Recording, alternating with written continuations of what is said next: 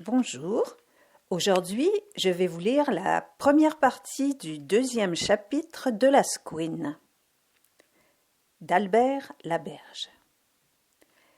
Des années ont passé. Le fermier des champs, acharné à la tâche et voulant acquérir de beaux deniers pour ses enfants, n'épargnait ni peine ni misère. Patient et opiniâtre, il était satisfait de travailler toute sa vie, pourvu qu'un jour il pût réaliser son ambition. Âpre au gain et peu scrupuleux, il avait parfois des difficultés avec ses voisins, et alors il cognait. À différents intervalles, il avait acheté à côté de la sienne des terres pour raclor et Tifa.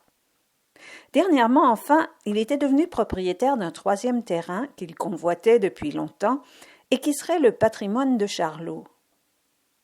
C'était un lot de 100 arpents, si au bout des autres propriétés de Deschamps, et se prolongeant jusqu'au canal qui traverse la région. Massot continuait à faire du pain sûr et amer, lourd comme du sable. Caroline et Polima étaient maintenant d'âge à aller à l'école, et Massot leur fit à chacune une robe d'indienne rose, dont elles furent très fières.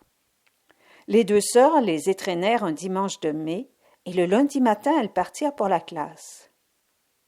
Elles emportaient, enveloppées dans un mouchoir rouge, leur dîner consistant en une couple de tartines arrosées de mélasse. Un peu intimidées tout d'abord, les besognes eurent vite fait de se déjeuner.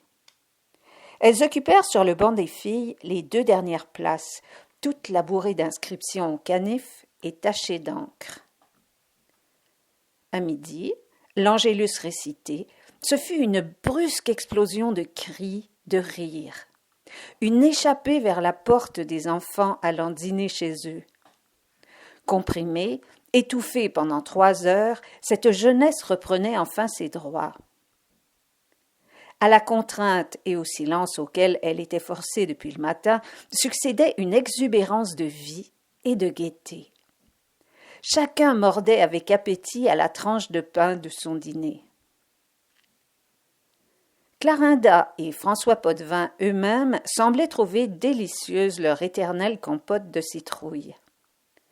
Tout de suite, Caroline et Eugénie Lecomte étaient devenues camarades.